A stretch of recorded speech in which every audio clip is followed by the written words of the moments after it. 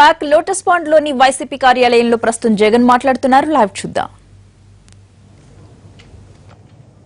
మనకున్న క్వశ్చన్ మార్కును, మనకున్న డౌట్లను ఇంకా పెద్దవి చేసేటివిగా పార్లమెంట్లో మంత్రులు ఇచ్చిన స్టేట్మెంట్లు. నిన్న మంత్రి మాట్లాడుతూ ప్రత్యేక హోదా ఇవ్వవలసిన అవసరం ఆంధ్ర రాష్ట్రానికి లేదు అన్నట్టుగా తాను మాట్లాడాడు. ఆ కేంద్ర మంత్రి తాను అంతగా మాట్లాడగలుగుతున్నాడు అని అంటే దానికి కారణం ఏమిటి? నిజంగా అలా మాట్లాడడం ధర్మమేనా? ప్రత్యేక హోదా గురించి ఇవాళ అడిగే నాథుడే కరువైన పరిస్థితులు. ఆ రోజు ఎన్నికలప్పుడు రాష్ట్రాన్ని విడగొట్టేటప్పుడు ఏం జరిగింది అన్న సంగతి మనం అంతా కూడా చూసాం. ఎన్నికలు జరిగేటప్పుడు ఇలా మేనిఫెస్టో రిలీజ్ చేశారు. పార్లమెంటులో రాష్ట్రాన్ని విడగొట్టేటప్పుడు అధికార పక్షం, ప్రతిపక్షాలు అన్నీ కలిసి, చంద్రబాబు నాయుడు గారు, బీజేపీ ఇద్దరు ప్రతిపక్షాలు దగ్గరుండి ఓట్లు ఇచ్చారు. కాంగ్రెస్ పార్టీ దగ్గరుండి రాష్ట్రాన్ని విడగొట్టారు. విడగొడుతూ ఈ మాదిరిగా అన్యాయం జరుగుతూ ఉంది, మీకు కాంపన్సేట్ చేయడం కోసం ప్రత్యేక ప్యాకేజీ, ప్రత్యేక హోదా ఇస్తాము అన్న హామీ ఇచ్చారు. ఎన్నికలకు పోయేటప్పుడు ప్రధాన అంశంగా రాష్ట్రంలో ప్రచారం చేస్తూ ఉన్నప్పుడు ఈ మాదిరిగా ఎన్నికల మేనిఫెస్టోలో కూడా పెట్టారు. ప్రత్యేక హోదా అన్నది 5 ఏళ్ళు కాదు, దానికి మరో 5 సంవత్సరాలు కూడా కలుపుతాం, 10 సంవత్సరాలు ప్రత్యేక హోదా ఇస్తామని చెప్పి ఇలా మేనిఫెస్టోలో కూడా పెట్టి ప్రచారం చేశారు. ఇవాళ ప్రత్యేక హోదా రాని కారణంగా పరిశ్రమలు వచ్చే పరిస్థితి తగ్గింది. ప్రత్యేక హోదా వస్తే ముందుకొచ్చే పారిశ్రామికవేత్తలకు income tax exemptions, income tax కట్టవలసిన పని లేదు, ఎక్సైజ్ డ్యూటీలు కట్టవలసిన పని లేదు, కరెంటు సగం రేటుకి అందుబాటులోకి వస్తుంది. చివరకు ప్రత్యేక హోదా కలిగితే పరిశ్రమలు పెట్టిన వాళ్ళు ట్రాన్స్పోర్ట్ చేసే ఖర్చులో కూడా, సామాను ట్రాన్స్పోర్ట్ చేసే ఖర్చులో కూడా సగం ఖర్చులు రీయింబర్స్ చేస్తారు. ఇటువంటి ఎగ్జంప్షన్స్, ఇన్కమ్ ట్యాక్స్ అయితేనేమి, ఎక్సైజ్ డ్యూటీ ఎగ్జంప్షన్స్ అయితేనేమి, ఇటువంటి ట్రాన్స్పోర్ట్ రీయింబర్స్మెంట్ అయితేనేమి, ఇటువంటి పవర్ రిబేట్స్ అయితేనేమి, ఇటువంటి ఉంటే చంద్రబాబు నాయుడు గారు ఎక్కడికెక్కడికో తిరగవలసిన పనుల. పారిశ్రామికవేత్తలు లైన్ కడతారు మన దగ్గర పరిశ్రమలు పెట్టేదానికోసం. లక్షల కోట్ల పెట్టుబడులు వస్తాయి, లక్షల ఉద్యోగాలు మన పిల్లలకు అందుబాటులోకి వస్తాయి. ఇటువంటి ఇన్సెంటివ్స్ ఏదైతే ఉన్నాయో, ఇన్కమ్ ట్యాక్స్ పూర్తిగా లేకుండా పోవడం, ఎక్సైజ్ డ్యూటీ పూర్తిగా లేకుండా పోవడం, ఇటువంటి బెనిఫిట్స్ ఏదైతే ఉన్నాయో ఒక్క ప్రత్యేక హోదా కలిగిన రాష్ట్రాల్లో మాత్రమే ఇటువంటి బెనిఫిట్స్ వస్తూ ఉన్నాయనే సంగతి తెలిసి ఉన్నా కూడా చంద్రబాబు నాయుడు గారు, కేంద్రంలో ఉన్న పార్టీలు మన జీవితాలతో చెలగాటలాడాయి.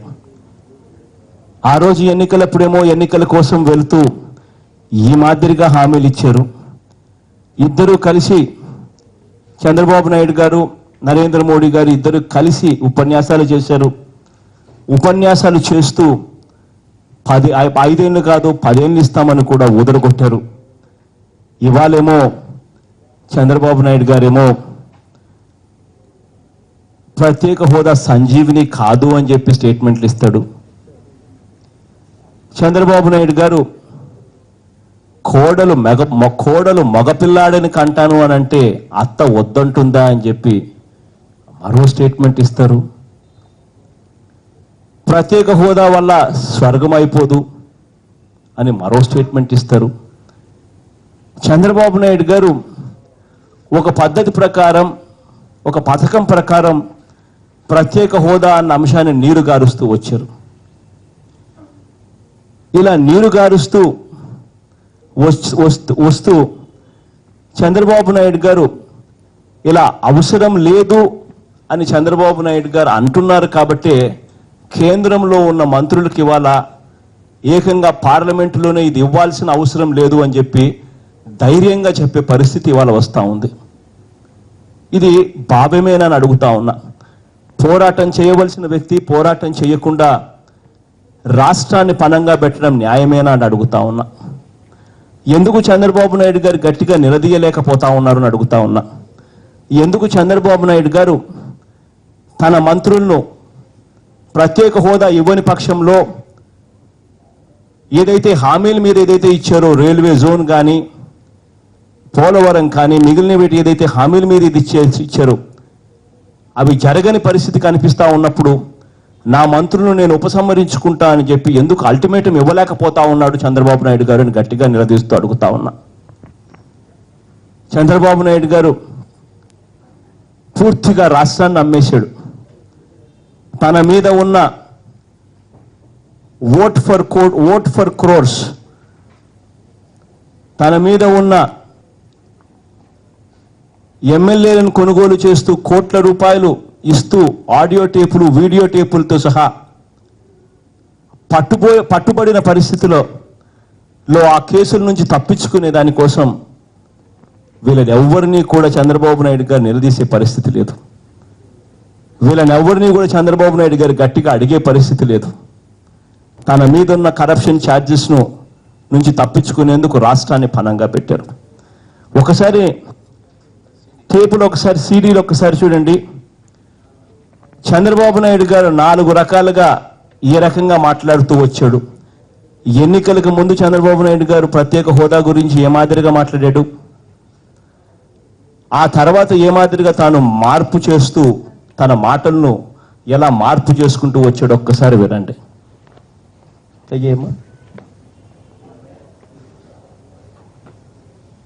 మనకు ఒక స్పెషల్ స్టేటస్ ఇవ్వాలి. 5 సంవత్సరాలు ఇచ్చారు. నేను నరేంద్ర మోడీ గారిని కోరుతున్నా, 15 సంవత్సరాలు ఇవ్వండి. 5 సంవత్సరాల్లో ఇండస్ట్రీ రావాలంటే 2-3 ఏళ్ళు అవుతుంది.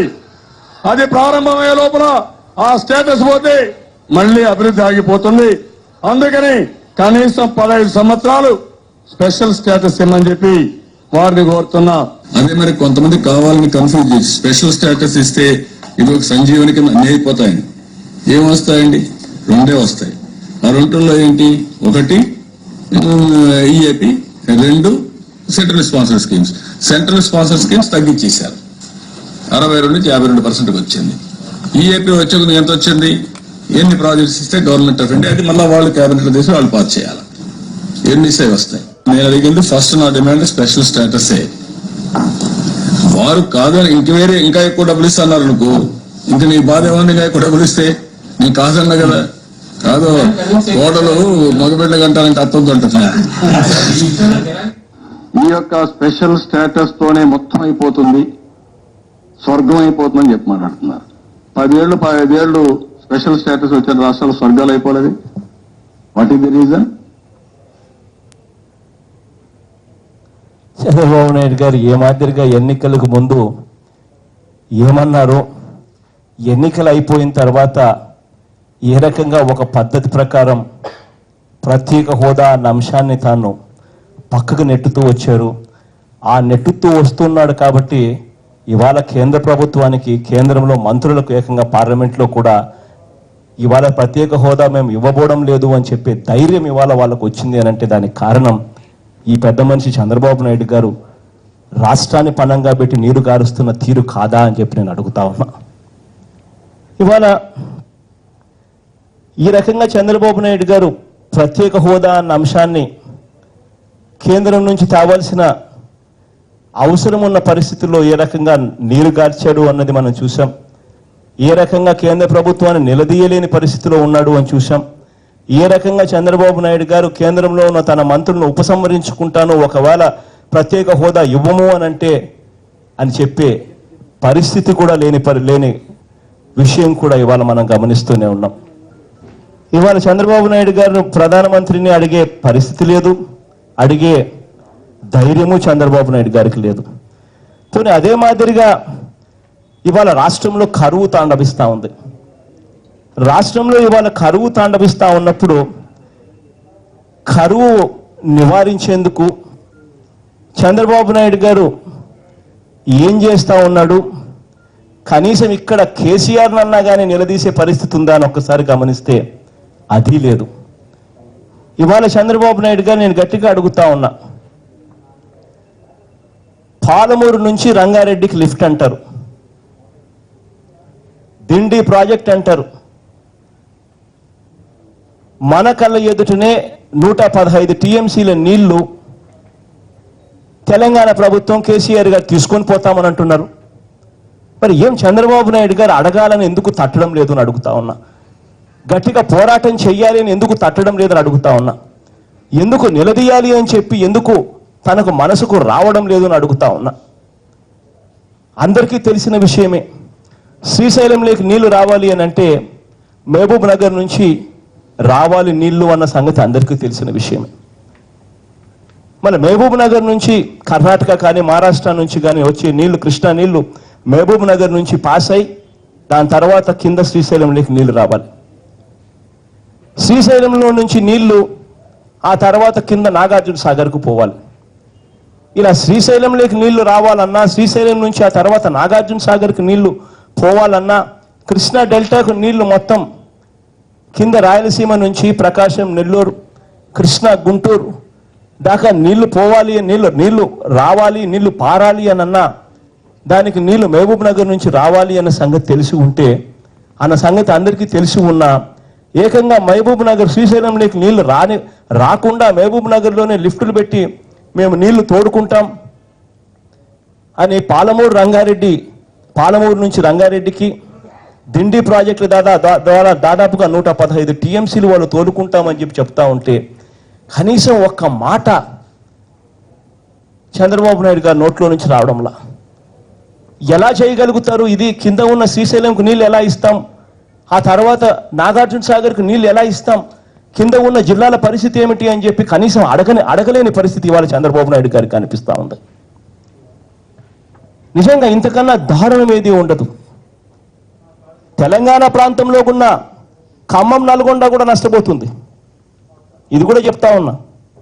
ఎందుకనంటే కృష్ణా డెల్టాలో ఈ కింద ఉన్న రాయలసీమ, ప్రకాశం, నెల్లూరు, కృష్ణా, గుంటూరే కాదు, ఖమ్మం, నల్గొండ కూడా ఉంది. మహబూబ్ నగర్ నుంచి నీళ్లు శ్రీశైలంలోకి రాకపోతే, శ్రీశైలంలో నీళ్లు తర్వాత నాగార్జున సాగర్లోకి పోకపోతే ఏ రకంగా కృష్ణా డెల్టాను కాపాడగలుగుతావు అన్న సంగతి తెలిసి ఉన్నా పట్టించుకునే పరిస్థితి. గోదావరి చూస్తే అంతే పరిస్థితి. గోదావరి నీళ్లు తెలంగాణ నుంచి పాస్ అయి, ప్రాణహిత ఇంద్రావతి కూడా గోదావరి నుంచి పాస్ అయి ఆ తర్వాత సీమాంధ్రలోకి రావాలి అన్న సంగతి అందరికీ తెలుసు. మరి నీళ్లు వచ్చే మార్గంలోనే నీళ్లు రానివ్వలేని పరిస్థితి కనిపిస్తూ ఉంటే చంద్రబాబు నాయుడు గారు పట్టిసీమ ప్రాజెక్ట్ అంటాడు. ఒకవైపున వాళ్ళని నిలదీయడం లేదు, నీళ్లు ఇవ్వాల్సింది మాకు రాకపోతే నీళ్ళు ఎలా అని చెప్పి. పట్టిసీమ ప్రాజెక్టులో ఎటువంటి స్టోరేజ్ కెపాసిటీస్ లేవు, ఎటువంటి నిల్వ చేసే సామర్థ్యము లేదు. నీళ్లు ఏదైనా వరదలు వచ్చినప్పుడు ఇక స్టోర్ చేయాలి అంటే శబరి పొంగినప్పుడు, లేదా తెలంగాణలో వాళ్ళు ఇంకా ఎటువంటి పరిస్థితుల్లో నీళ్లు వాడుకోలేని పరిస్థితిలోకి వచ్చినప్పుడు నీళ్లు కిందికి రావాల్సిందే. ఆ పరిస్థితి రావాలి అని అంటే జూలై, ఆగస్ట్, సెప్టెంబర్లో పడే వర్షాలు, ఆ స్టోరేజ్ ఆ పడే వర్షాలు నీళ్లను స్టోర్ చేసుకోవాలి. ఆ నీళ్లను మనం ఎక్కడైనా నిల్వ చేసుకోగలిగితే ఆ నిల్వను ఆ తర్వాత నీళ్లు లేని సమయాలలో కిందికి పంపించగలిగితేనే మన రైతులు బాగుపడతారు, బతకగలుగుతారు అన్న సంగతి తెలిసి పోలవరం ప్రాజెక్టు 190 టీఎంసీల లైవ్ స్టోరేజ్ కెపాసిటీతో ఉన్న ప్రాజెక్టు. అటువంటి పోలవరం ప్రాజెక్టు ఇవాళ 2%, 4% పనులు జరిగాయి అని చెప్పి, నత్తనడకన పనులు జరుగుతున్నాయని ఏకంగా పార్లమెంటులో మంత్రులు ఎంపీల ప్రశ్నలకు సమాధానాలు ఇస్తూ నిలదీస్తూ చెప్తా ఉన్నా ఆ పోలవరం కాంట్రాక్టర్లను మార్చరు. పోలవరం ప్రాజెక్ట్ అన్నది ఇవాళ స్కాముల ప్రాజెక్టు కింద మార్చారు. ఒకవైపున పెట్రోల్ డీజిల్ రేట్లు తగ్గాయి, ఒకవైపున స్టీల్ అల్యూమినియం రేట్లు తగ్గాయి, ఒకవైపున ఇసుక ఫ్రీగా దొరుకుతూ ఉంది, ఒకవైపున సిమెంట్ రేట్లు పెద్ద పెరిగింది లేదు. అయినా పోలవరం ప్రాజెక్టులో మాత్రం రేట్లు, హెడ్ వర్క్స్ రేట్లు ఇంతకుముందు 4,000 కోట్లు ఉంటే ఇప్పుడు 7,000 కోట్లకు పెంచేస్తున్నారు. బ్లాక్ లిస్ట్ చేసి కాంట్రాక్టర్ మీద యాక్షన్ తీసుకోవాల్సిన చంద్రబాబు నాయుడు గారు యాక్షన్ తీసుకోకపోగా ఆ కాంట్రాక్టర్కు మొబిలైజేషన్ అడ్వాన్స్ ఇంకా ఎక్కువ ఇస్తున్నారు. పైగా ఆ కాంట్రాక్టర్ సబ్ కాంట్రాక్టర్స్ తెచ్చుకోవచ్చు నామినేషన్ పద్ధతిలో అని చెప్పి ఏకంగా క్యాబినెట్లో తీర్మానాలు చేస్తూ ఉన్నారు.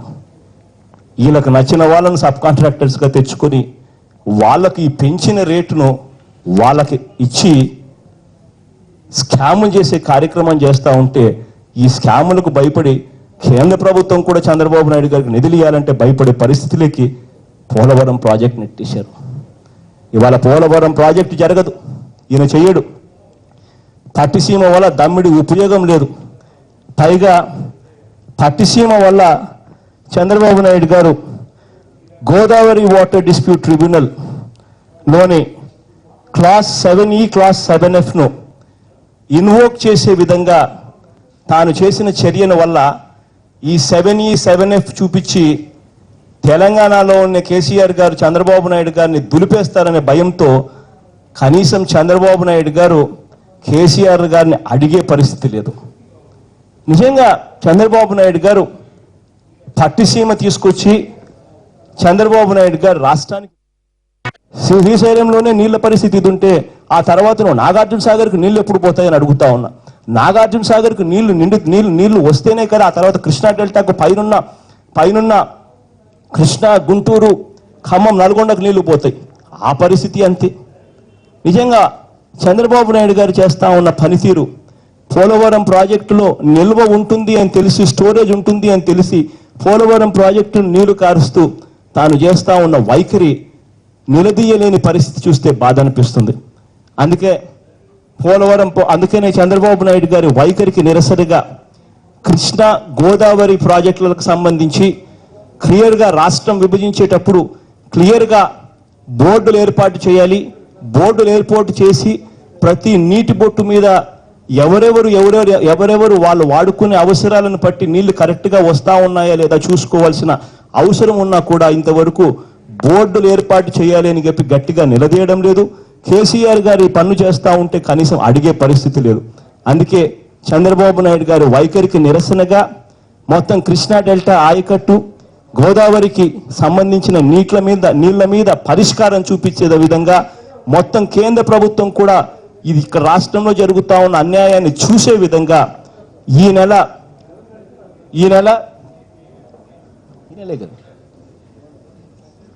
మే 16, మే 17, మే 18వ తారీఖున కర్నూలులో 3 రోజుల పాటు నిరాహార దీక్ష కూడా చేయబోతున్నాం. సాక్షాత్తు నేనే కూర్చుంటున్నాను. 3 రోజుల పాటు మే 16, మే 17, మే 18 3 రోజులు నేనే నిరాహార దీక్ష కూర్చుంటున్నాను. రాష్ట్రంలో జరుగుతూ ఉన్న ఈ పరిస్థితులు కేంద్రం దృష్టికి కూడా పోవాలి, దేశం దృష్టికి కూడా పోవాలి. ఏ రకంగా వీళ్ళు కడతా ఉన్న ప్రాజెక్టులు, ఏ రకంగా వీళ్ళు చేస్తూ ఉన్న ప్రాజెక్టుల వల్ల కింద నీళ్లు అందక పరిస్థితి ఏమిటి అన్న సంగతి ఈ పాలకులకు అర్థం కావాలి. ఒకవైపునేమో వీళ్ళకు నీళ్ళు ఇచ్చే పరిస్థితి లేదు, మరోవైపునేమో కాంట్రాక్టర్ల కోసం అని చెప్పి ప్రాజెక్టులు విచ్చలవిడిగా కట్టే పరిస్థితి. ఇంతకన్నా దారుణం ఏది ఉండదు అన్న సంగతి కేంద్రానికి తెలియాలి, దేశానికి తెలియాలి. ఈ పాలకుల్లో కూడా పునరాలోచన చేయాలి. మనుషులు అన్నాక ఎక్కడ ఉన్న మనుషులే. ఇక్కడ ఉన్న మనుషులు ఒకటే, అక్కడ ఉన్న మనుషులు ఒకటే. ఇక్కడ ఉన్న మనుషులకు తాగడానికి నీళ్లు లేకుండా చేయడానికి అక్కడున్న పాలకులు ముందుకు రావడం అన్నది ప్రశ్నించకపోతే నాయకులుగా తప్పు చేసిన వాళ్ళం అవుతాం, అది ఎవరైనా కూడా. అందుకే కనువిప్పు జరగాలి. చంద్రబాబు నాయుడులో మార్పు రావాలి, కేసీఆర్లో మార్పు రావాలి, కేంద్ర ప్రభుత్వంలో మార్పు రావాలి. వీళ్ళందరూ మనసుల్లో కూడా మార్పులు వచ్చే దానికోసం ఈ 16, 17, 18న నిరాహార దీక్ష కర్నూలులో నేనే కూర్చుంటా ఉన్నా. అదే ధర వద్దని చెప్తున్నా కదా. అదే హరి చెప్తున్నా కదా, ఇంత క్లియర్గా చెప్పిన తర్వాత అదే నిరాహార దీక్ష 3 రోజులు అంటే దాని మీద దానికి వ్యతిరేకంగానే పాలమూరు రంగారెడ్డి ప్రాజెక్టులకు వ్యతిరేకంగానే, there is no doubt about it. Dindi Palamuru Rangareddy ప్రాజెక్టులకు వ్యతిరేకంగా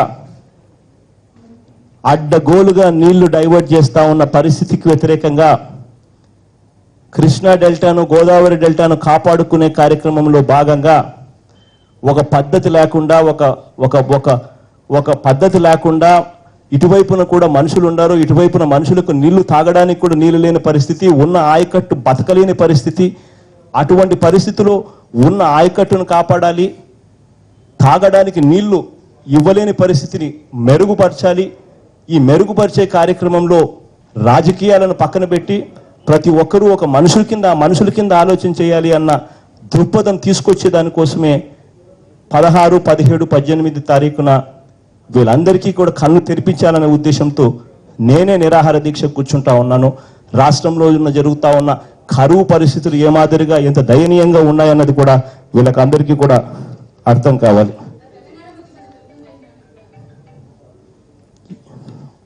తెలంగాణ ముఖ్యమంత్రికి ఓపెన్ ప్రెస్ కాన్ఫరెన్స్ తో ప్రెస్ మీట్తోనే చెప్తున్నాను తల్లి, ఇప్పుడు ఒకటోసారి కాదు.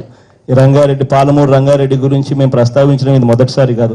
అసెంబ్లీలో ప్రస్తావించాం, ఇంతకుముందు ప్రెస్ కాన్ఫరెన్స్లు పెట్టి ప్రస్తావించాం, ఇప్పుడు మళ్ళీ ప్రశ్నిస్తా ఉన్నాం. ప్రశ్నించడమే కాకుండా 16, 17, 18 ఏకంగా నిరాహార దీక్షలు కూడా మేము చేయబోతున్నాం అని కూడా చెప్తా ఉన్నాం. ఇప్పటికన్నా కూడా కనీసం వాళ్ళ మనసులు మారాలి, వాళ్ళల్లో మేలుకొలుపు రావాలి, కింద కృష్ణా డెల్టా బతకాలి అన్న ఆలోచన వాళ్ళకు కూడా రావాలి. కృష్ణా డెల్టా అంటే కేవలం రాయలసీమ, ప్రకాశం, నెల్లూరు, కృష్ణా, గుంటూరే కాదు, ఖమ్మం, నల్గొండ కూడా కృష్ణా డెల్టాలో భాగం. వాళ్ళకు కూడా నీళ్ళు అందని పరిస్థితి వస్తుంది. అది కూడా ఎక్కడ ఉన్న ప్రజలే ఉన్న ఆయకట్టును కాపాడుకోలేకపోతా ఉన్నాం, తాగేదానికి నీళ్లు లేని పరిస్థితిలో ఉన్నాం. పైనుంచి నీళ్లు రాకపోతే ఎలా బ్రతుకుతాం? మేమంతా కూడా మహబూబ్ నగర్ నుంచి నీళ్లు కిందికి రావాలి శ్రీశైలంలోకి.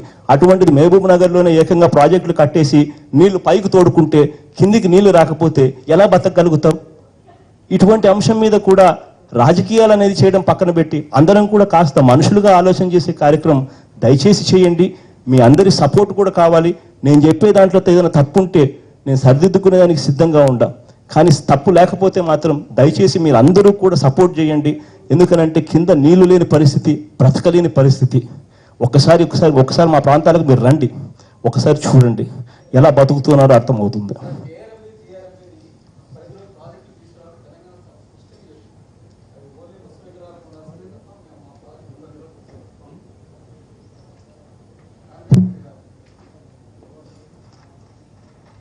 థ్యాంక్ యూ అమ్మా.